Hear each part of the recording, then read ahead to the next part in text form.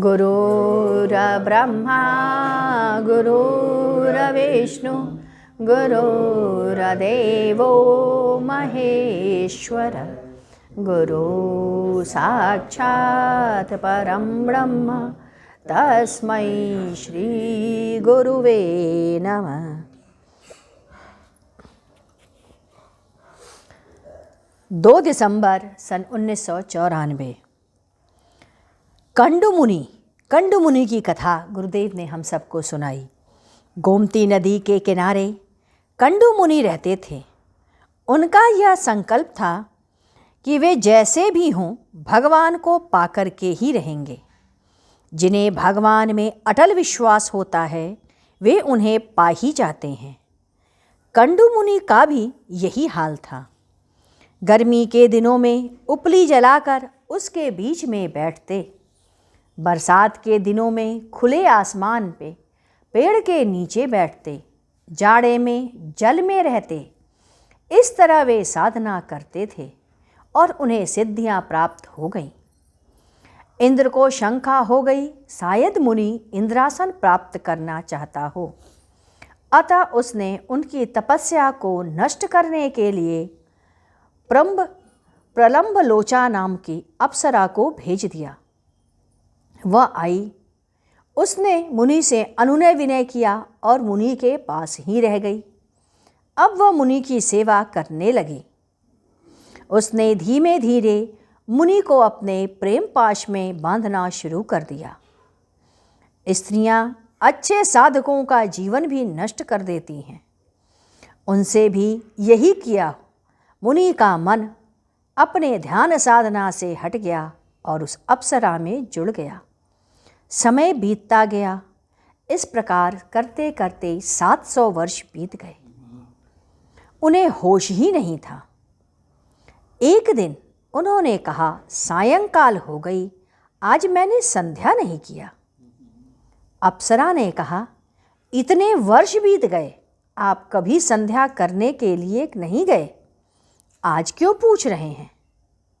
मुनि ने पूछा, कितना वर्ष बीत गया? अप्सरा ने कहा, 700 वर्ष बीत गए। मुनि ने कहा, नहीं, तुम तो प्रातः आई थी ना, इस समय सायंकाल हुआ है। अप्सरा ने कहा, नहीं मुनि श्रेष्ठ, 700 वर्ष बीत गए हैं। अब मुनि ने ध्यान से देखा कि अप्सरा तो ठीक कह रही है। अब मुनि को बहुत बड़ा क्षोभ हो गया। मेरा सारा तप भंग हो गया। मैं तुझे श्राप दे दूंगा, परंतु तुझे क्या दूं?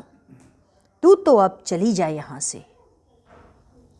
प्रबंब लोचा अप्सरा जब मुनि के घर से निकलने लगी तो उस वक्त वह गर्भवती थी। उसने एक कन्या का जन्म हुआ। कन्या का नाम मरीषा रखा, जो दक्ष प्रजापति से ब्याही गई। इधर मुनि को बड़ी ही वेदना हुई कि उसकी सारी तपस्या नष्ट हो चुकी। वह दुख से व्याकुल होकर के रोने लगे। अब वे दिन और रात रोते ही रहते। विषाद में भरकर रो रो करके वह प्रभु से प्रार्थना करने लगे।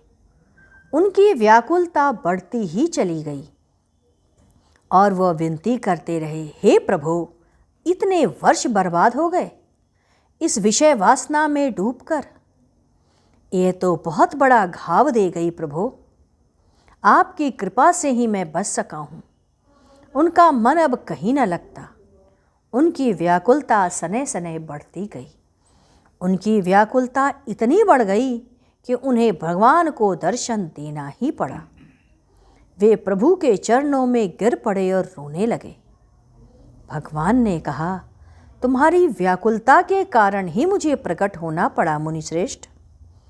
मुनि ने कहा, भगवान, आपके चरणों की अनन्य भक्ति प्राप्त हो। इस मृत्यु लोक में मुझे पुनः न आना पड़े।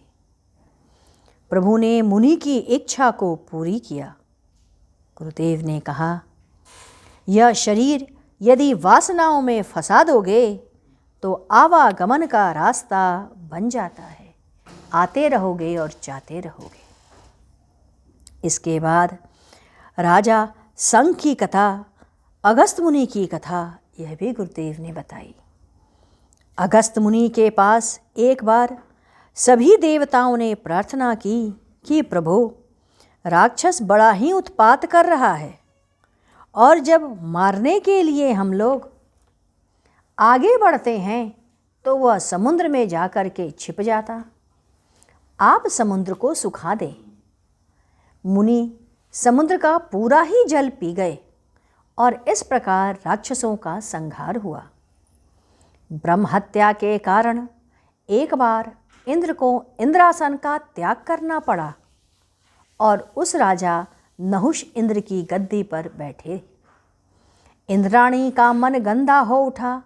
मिलने की शर्त के अनुसार राजा नहुष ऋषियों द्वारा कंधा दिए हुए पालकी पे चढ़ा करके आने का रास्ता बताया। मार्ग में अगस्त मुनि ने उन्हें श्राप दे दिया कि जा तू सर्प हो जा।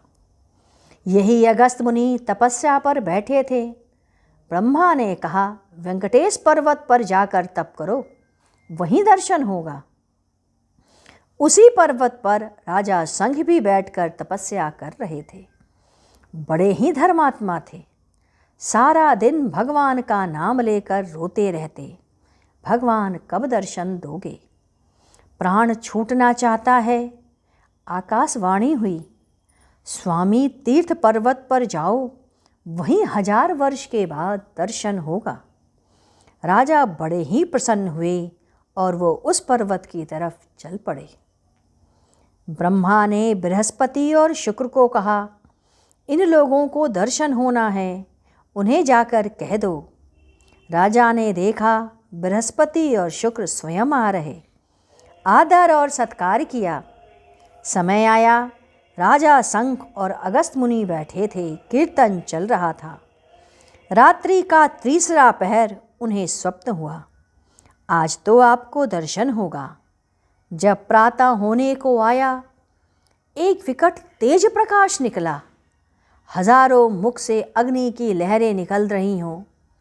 शीतल प्रकाश था। प्रार्थना करने लगे, हे प्रभु कृपा करो, हम पर कृपा करो। हम लोग आपके चतुर्भुज स्वरूप को देखना चाहते हैं। और प्रभु ने उसी स्वरूप में उन्हें दर्शन दिया। कहा भी, मांगो क्या चाहते हो? अगस्त मुनि ने कहा, हे प्रभु, इस वेंकटेश पर्वत पर जो भी आए उसकी कामना पूर्ति हो और मुझे आपकी भक्ति प्राप्त हो। भगवान ने कहा, तथास्तु। राजा शंख से कहा, मांगो, तुम क्या चाहते हो? राजा ने कहा, मैं आप में पूर्ण रूप से विलय चाहता हूँ, आप में ही मैं विलीन हो जाऊँ। प्रभु ने कहा, तथास्तु। यह भक्त और यह भगवान का प्रेम है। आइए हम लोग गुरु कीर्तन करें। ओम गुरुदेव जय गुरु जय गुरु जय गुरुदेव। ओम गुरुदेव जय गुरु जय गुरु जय गुरुदेव। ओम गुरुदेव जय गुरु जय गुरु जय गुरुदेव। ओम गुरुदेव जय गुरु जय गुरु जय गुरुदेव। ओम